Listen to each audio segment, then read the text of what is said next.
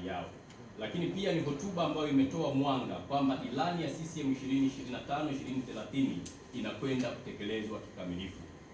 Ndugu wanahabari, pamoja na kutambua kasi hiyo utekelezaji wa ilani ya Chama cha Mapinduzi, vile vile ahadi za mgombea wetu kwa urais kipindi kilichopita ambaye ndiye rais wetu kwa sasa, Mheshimiwa Dr. Samia Suluhu Hassan, leo nawatangazia rasmi kuwa wajibu wetu kama Chama cha Mapinduzi ni kwenda kuisimamia serikali na sio serikali kwenda kukisimamia chama. Chama ambacho kimetafuta kura, chama ambacho kimeunda serikali, sasa tunakwenda kuisimamia serikali kikamilifu.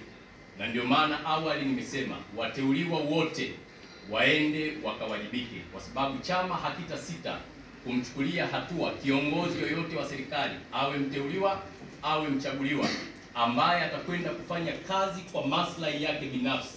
Chama cha Mapinduzi kitakwenda kuchukua hatua.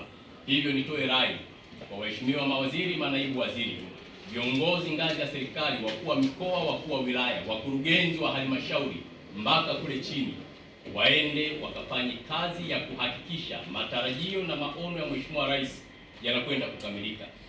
Mtu asiende ofisini akafanya kazi zake binafsi, akajiangalia yeye na kuacha dhamana ambayo amepewa. Hivyo chama kitachukua hatua kali kwa watendaji wote wazembe ambao watakaobainika. Lakini lingine, serikali yao. Lakini pia ni hotuba ambayo imetoa mwanga kwamba ilani ya CCM 2025-2030 inakwenda kutekelezwa kikamilifu.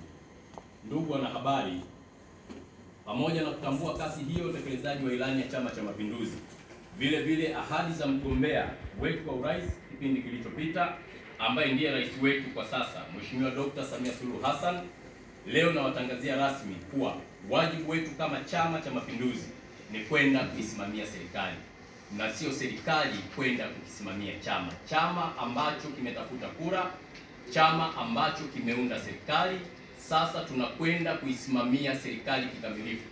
Na ndio maana awali nimesema wateuliwa wote waende wakawajibike, kwa sababu chama hakitasita kumchukulia hatua kiongozi yoyote wa serikali, awe mteuliwa awe mchaguliwa, ambaye atakwenda kufanya kazi kwa maslahi yake binafsi.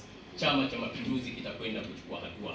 Hivyo nitoe rai kwa waheshimiwa mawaziri, manaibu waziri, viongozi ngazi ya serikali, wakuu wa mikoa, wakuu wa wilaya, wakurugenzi wa halmashauri mpaka kule chini, waende wakafanye kazi ya kuhakikisha matarajio na maono ya Mheshimiwa Rais yanakwenda kukamilika. Mtu asiende ofisini akafanya kazi zake binafsi, akajiangalia yeye